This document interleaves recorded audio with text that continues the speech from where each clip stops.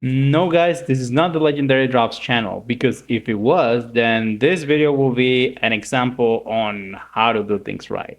The wake up call will be to the competition, right? It will be this is how you deliver a high quality product. This is how you make your customers happy. This is how you improve the player experience.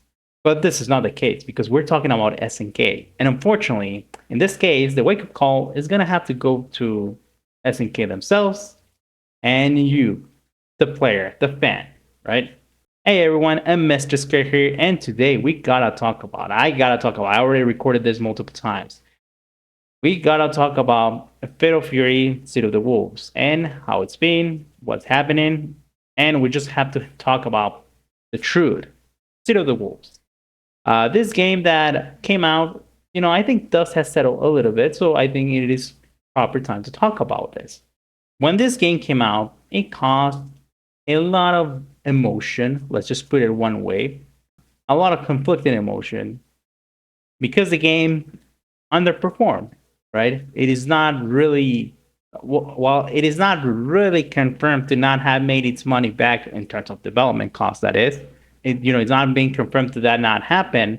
It has certainly done a lot or significantly worse than it was expected. And this has caused a lot of cope and a lot of uh, toxic positivity, just unable to deal with the fact that this game is a failure. And one of the point of contentions where there's, a certain level of toxicity is the Steam chart numbers, right? Now, let me clarify one thing. I understand that that can be annoying. I understand that Steam charts can be used in bad faith and ignorantly and it spread misinformation. But I'm not here to spread hate. I just want us to speak with the truth. I'll elaborate on that on just a moment, right? I understand that some people, like for example, right, Pal World, right, like that Pokemon Repop game, Pal World, right? That game, right? Everybody just said, you know what, this game is dead because he lost most of his player base after like the first 2 months. Yeah, because most people are done with their games after the first 2 months, especially their single player games, right? And also, the remaining player base, it is typically a lot bigger than most other player bases. So I don't really see how that's like an anti-fit or whatever, right? I mean, I guess it would have been far more impressive if it stayed over a long period of time. But the fact that it was even that big should be recognized, right? But so yeah, as you can see, I'm not a person who just puts Steam charts on a pedestal and says, you know what, like if this Steam chart said the game is bad, then the game's bad or whatever. No. However, we also cannot deny the truth. No puedes tapar el sol con un dedo. What does that mean? It's a saying in Spanish. It basically means you cannot just, like, the truth makes itself known and you cannot stop it from making itself known, right? We gotta, and this is why I want to deal with that. Like I said, I'm not here to spread hate towards the game. Let me clarify. This game is a good fighting game. It plays well. The characters feel, I guess you could say, a little like heavy, not necessarily like sluggish or slow. They just feel kind of like they feel like they got weight in their like sort of in their body, but once you start getting used to it, like the game starts feeling a lot better. I actually been playing it. Once I started to catch up with my Marvel Rivals Battle Pass, I started to play the game a little bit more, and I actually been enjoying it. I'm probably gonna play a little bit more after this, right? So I'm not trying to put in question the quality of it as a fighting game, but I'm also just kind of sick of everybody just trying to run defense for what it's without a doubt a defeat, right? It's we need to recognize when things just didn't work. There's this sentiment, the SNK fandom, that everybody's out to get SNK and that the FGC has a bias against SNK games. But if you ask me, I think we're overly protected. Right? If you want to talk about bias against your community, then you talk to the Smash community and the Mortal Kombat community. That is what having bias from the FGC really looks like. In general, SNK games are respected among the FGC, but the reality is that it is the problem is not the community, it's SNK. We need to call stuff like it is. Fatal Fury Zero the Wolves is in fact a failure. And the fact that it feels like one, the fact that it looks like one, can only tell you that it is one. Okay? What do I mean that we need to face the truth? Well, many people started to make excuses about why the numbers on Steam were so bad. It was something along the lines that, most fighting game players actually play on console. The console is actually the home where of the fighting game, right? There's just not that much of an audience on the PC, which I think is very strange because the PC is the home of Fightcade, right? The PC is where every top player of every single fighting game mainly plays, unless their fighting game is not on the PC. Even then, they still do. But regardless, that doesn't matter, right? The PC it just doesn't have the player base to support, even though there's tons of fighting games that did a lot much better, right, on the PC, like on Steam, particular. If you want to know why people, and also, PC is also the home for many mods that are very important to keep a game alive, like the Street Fighter 4 mod that gives a rollback, the Mortal Kombat mod that makes it run incredibly well online. And the last one, I'm see, like the one that I can think of is MBCI and Beyond, which is Marvel's Capcom Infinity and Beyond, the one that helps it look a lot better. It actually looks very similar to City of the Wolves. And but yeah, all of that. Also, the mod community of MBC3, right, where the game now has like a bajillion, characters that were put, like I don't know, Psylocke, Gambit, and so on, right? None of that. There's not a public for fighting games on the PC. Okay, now that I made my point clear, right, with that, right? Where did this come from? Well, the fact is, then how bad are the numbers on PC for Fatal Fury Zero the Wolves, where their all-time high peak is actually just half of KOF 15. And KOF 15 all-time peak was like 8,000, and like in this game, Zero the Wolves is around 4,000 and so, right? And it just doesn't look good. And there's a lot of people that are trying to run defense, something like, well, Fatal Fury is just not as big as KOF. And SNK fighting games are just very niche. But here's the thing, guys. Like many people felt like this was the game that was going to break that curve. And there was actually a lot of reason to believe this. But, we don't have to even debate this. There is something that actually just proves that the game should have done better than it did. And it is the fact that the alpha or the beta or whatever, the first beta that was available for audiences to actually try the game out, its all-time peak was of 9,000, like 1,000 more than KO 15. So undoubtedly, the interest was there, and it was just gone. That is what really happened. However, over the last few weeks, right, like the last 2 weeks or so, something changed and something happened that may have just finally cracked this armor of positivity that involves like the SNK bubble or whatever. And it was the fact that the CEO stepped down. His name was, let me check it right here. It was Kenji Matsubara, right? He was the CEO of SNK. And when he stepped down, it became very apparent, it became very obvious that the reason he stepped down is because Fatal Fury just underperformed.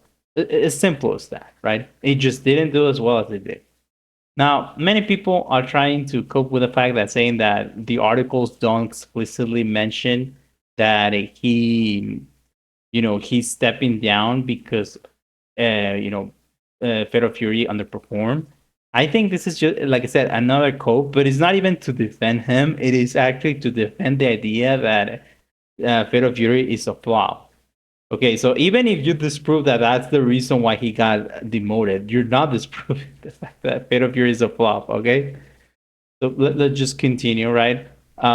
So what happened is this guy got the CEO just got the boot, right? Well, what actually happened is he was promoted, not promoted, demoted to an advisory role, right? And so what does it mean? Well, in Japan, I'm pretty sure you've been explained this at this point. In Japan, they basically don't fire people. because they're too embarrassed, they're too shy about it. So what they do is they do something that is apparently much better in terms of ethics. Is that they put you on a different position that is just not as good, does not have basically any leadership at all as the previous one, and you also don't get paid anywhere near as well. Like, and by the way, this is illegal here in my country. Like, you cannot demote somebody and pay them less. But anyways, um, so yeah, so basically, this advisory role, what you do is you sit in the corner like that. You sit in the corner like this, and you you just put your head down like this, and with a head that says "stupid," and you say that I will never do this again. I promise, I will never do this again. And you just keep doing that until all your will is just completely destroyed, completely sapped from your being, and and you just quit. That's basically what they do. Is they just demoralize you to the point that you decide to leave the company. That is the way of the Japanese choose to fire people, right? So this guy is probably gonna announce him leaving the company in like the following weeks or months. Okay, and the thing is, the reality is, new leadership is needed at SNK at all levels. Now, one of the things that many people want to do is now that the armor's cracked, people are being critical and saying this is the reason why the game is underperforming. This is who's at fault, right? And the first one that people are pointing out are the Saudi prince, or the Saudis. We're just gonna call them Saudi in plural, right? Because it's kind of an abstract thing, and we're just gonna leave it at Saudis. I think it's a more general term, and say that they're the fault. They're at a fault. They're the ones who forced SNK to put the celebrities to dump this much money on this awful marketing campaign that had no identity, no defined goal at all, and if it wasn't for them, like SNK would have invested a lot more in the game, and they would have made it a lot better, and so on and so forth. And they could have potentially done better if it wasn't for them, because as you know, this game included Cristiano Ronaldo, CR7, and this DJ that nobody still knows, whose name is Salvatore. I'm not even gonna bother pronouncing his last name. So Salvatore. We're just gonna call Salvatore, right? This Swedish um, rapper or something from DJ from Sweden, of course. And many people are pointing at him that they're just ruining the company. They're giving bad advices. They're just not whatever. You get the point. They're ruining the company. My problem with that is that it is very apparent for SNK that they just have problems on leadership at all levels. It's not just executive leadership that I like the problem. Creative leadership is also a big issue. I mean, did the Saudi prince stand behind Oda and the entire team when the making of Fatal Fury Seed of the Wolves and told them, yes, in this mode, in this your equivalent of a story mode, I don't remember what it's called, but the Southtown mode. Anyways, did he tell you, you know what? No, dude, like that presentation that you did right there, put conversation logs. That's what you need to do. Like, do not put any effort to this conversation. Do not put any artwork that could maybe help let the player immerse a little bit more in this. I just don't really think so. And I don't think the Saudi prince told them to create the most plain, boring ass looking menus they've done so far. I just feel like it is very apparent leadership is held at all levels. It's not just executive things, just saying like where the money goes to. And this is apparent if you start looking at the games a little bit more objectively from a product standpoint. They just don't deliver. That is what it is. It's that simple. And I actually think the comparison of the first beta and the launch pretty much tells why it underperformed. It is because the moment people got their hands in the beta, they realized the reason why it had such big numbers. I'm going to tell you why. It's because the hope that SNK will finally change, not change in the sense that there will be something different that that people wouldn't like, but in the sense that they will finally evolve. They finally caught up to the modern age. And what the beta really did to many people is no, they haven't. They're still stuck in their ways. They still make video games like they're in the 90s or early 2000s. They still develop games like they're arcade games. Now, there are some improvements in Fatal Fury City of the Wolves from KO 15, but there are also some downgrades from like the previous entries. And honestly, that's just kind of unacceptable, man. And the players saw that and they just lost interest. And many people, like I said, many people are talking about the marketing campaign and the real people in the game, right? And I do think they had a negative impact, to be honest. Now that I think about it, I try to, be cool, try to put my bias aside. I do, in fact, think they had a negative impact. But I don't necessarily think that negative impact should have affected the way it did. I think the real problem is that people just got disillusioned with the fact that this is just another SNK game like KO15 and, like I guess Samsho to an extent, right? I think Samsho is probably like the best received game that SNK has done so far since 13. Right? Like they just like no, they just still don't get it what they need to. That is the problem. I mean, the game had friend codes. That's just ridiculous. Like the game doesn't even have a random select guide for a stage. Like when you make your profile online, you cannot even set the profile of your stage to be a random stage. You cannot do that. How is it that you cannot do something basic like that? Um, I mean, you don't have character based ranking, which doesn't really make sense because what sparked the creation of Fatal Fury City of the Wolves, and this is very clear. It was Street Fighter 6. This is very clear in the design of Fatal Fury City of the Wolves, in the attempted content that they made, the attempt of content that they made, like the Southtown mode, like, and they didn't put that one. They didn't try to make the online experience more social. That's what SNK did, and in doing so, they didn't put character-based matchmaking, even though they have a pitiful roster size. And the roster is incredibly underwhelming, to be honest. That's another problem. The roster, even if you put aside the real people, it's just not exciting. It's a mark of the wolves with a few Fatal Fury, staples, but it just not, and a couple of newcomers or whatever, but nothing to write home about. Like this, it just doesn't ignite excitement in the roster, right? Let's talk a little bit more about the marketing. I mentioned the marketing; it was awful. Anybody who didn't hate the marketing, can you tell me who was the marketing made for? Is that it was for the young audience? But how? How exactly does this capture the young audience? Because I don't understand. Maybe I'm too old because I just became 30 actually. And yeah, maybe I'm too old and I just don't get it, but I just don't see anything. Like it's like, oh well, they had speed. I show speed, show the game. But here's why, and let me just talk about the whole why I actually do think the celebrities didn't have an effect. I think they were like a negative, and this is why. I think SNK and probably the Saudis. This is something that I am willing to blame the Saudis on, not so much all the stuff relating to the development of the game, but this type of decisions. Yes, I am willing to blame the Saudis on as well, and it is the fact that they seem to think that the reason that people buy perfumes and people buy shoes and sportswear and whatever is because Ronaldo is in the poster and there's a bunch of like hardcore Ronaldo fanboys that will buy everything he's laid his eyes on, right? Everything that it's been touched by Ronaldo, I must buy.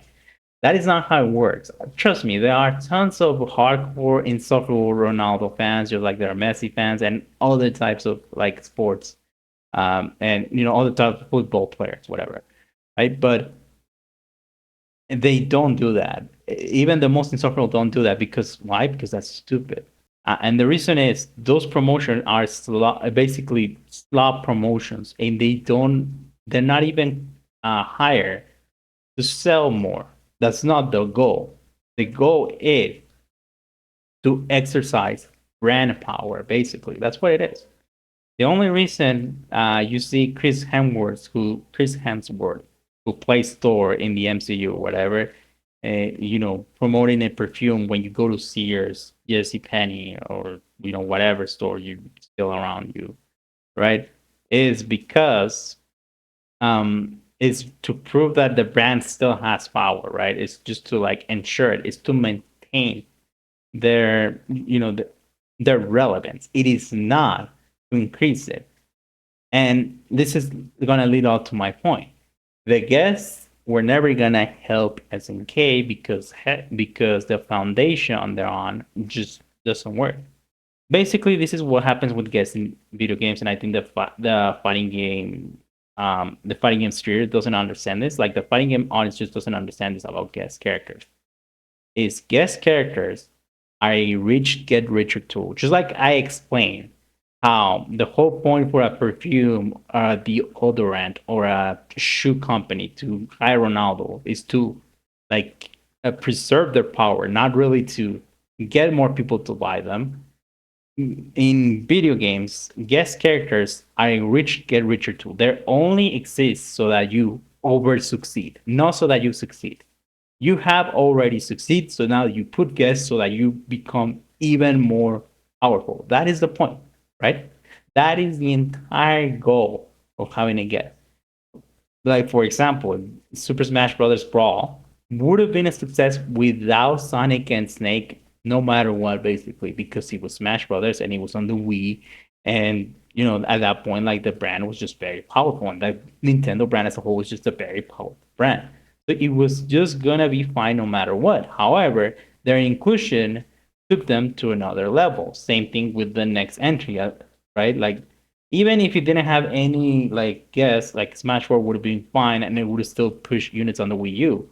But its only threshold that it was gonna hit was gonna be the Wii U.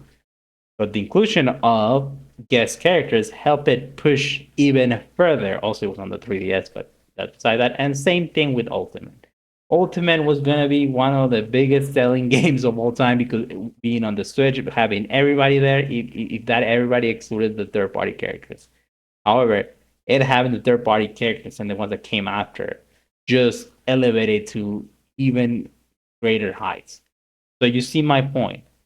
Guests do not, they do not, they do not work as like a way for a venture capitalist to make an investment and go from poor to billionaire. That's not what they do. They simply make you go from millionaire to billionaire. That's what a guest character is. And I think that is what many of these Saudi investors don't understand about like the celebrities. They don't understand that the celebrities only serve to reiterate, like to reinforce the power that you already have, not to give you power. So this inclusion ended up being worthless. There was a huge mismanagement. And now going back to the topic of blaming versus SNK versus the Saudis and whatever, right? Listen, I just don't believe that SNK is doing a good job if they want to attract other investors that could bail them out from the Saudis. I just don't think they're doing a good job, to be honest, because they're not. It is apparent. Many people say SNK just doesn't have the money. Now we know that's complete bullshit. They just don't know how to use it. They just, it's just not gonna work. Now, I think the future, I wouldn't say it's bright, but it is a necessary one. The new change of leadership, it is something that SNK really needed. I really hope there are changes, like I said, on creative level as well. I think after the let's just say that after the launch of City of the Wolves, some people started to sour on Oda and other kind of stuff. And I think it is important that we realize, SNK fans, that SNK just does not have commercial appeal. The SNK brand as a whole, their franchises, all of them, they just don't have commercial appeal because SNK has just done a very terrible job at building on goodwill, delivering high products, and basically branching out to the new generation. To me, it always felt like SNK just wants to get the crumbs from the other fighting game communities so that they may grow. And to me, that's very pathetic. A true fighting game franchise that is triple A, that is iconic, will bring people into the FGC from the outside. That is what SNK should strive. It should be to bring people who never play a fighting game before to play their game so that they become part of the FGC. That is how you get organic growth. Speaking of organic growth, Jujuna made a video regarding the awful marketing campaign that SNK did, and it was in fact an L marketing campaign. And he mentioned something that it is very important, and I think it is something that you have to think about every time a game releases. Is the best marketing all the time is you can marketing is important. Yes, that's true. Like yes, it is important to have marketing. It's important to not overdo it, but the most important marketing is genuine word of mouth. That is it. Whether it's from a top player or from someone who never played a fighting game before and just loving it in tears and just can't believe that they finally got into one. Genuine word of mouth is how you sell games on a fundamental level, right? Now he mentioned that this is something that I kind of disagree, right? That one of the events right now I don't remember the name of the event. He did mention it, but I'm just kind of tired, to be honest. It was one of the it was one of the events that led to the game just growing in popularity like exponentially, and then a lot of people started playing, like a lot of YouTubers and stuff. And yeah, all that stuff is nice, but here's the thing: the community support and all that stuff, that is the tree, right? Like the tree that it's being planted that grows into a healthy tree with more branches and stuff. But the foundation of that tree is the quality of the product and its value proposition, whether it delivers on it, right? That is like the foundation and in which that tree has to grow. And Street Fighter 6 does well because it has both. As simple as that. Anyway, thank you guys for watching. That's gonna be it for now. I would like to talk about other stuff regarding, some gripes that I have, this and there. Like I said, I think there are a lot of issues with just SNK in general in many ways, like their storytelling. Oh my god, the storytelling. Maximilian Dude once mentioned that he didn't kind of fell rock a lot in See the Wolves because he felt that now he was too wholesome. And that really woke me up. What is the issue with? Because I wanted to make also a video on SNK writing, like sort of like decline and how it's writing nowadays is so immature. It's just too boring because nothing ever happens, and there's just no progress. Just a bunch of repetitive running gags. But Max, dude, when he said that, I don't know, like Rock is just too wholesome now, right? I'm like, that is the problem. It's like they're just too wholesome. That's all other grabs that I have with SNK, and I do want to talk about them. But for now, I think that settle said. Thank you guys for watching, and see you guys later.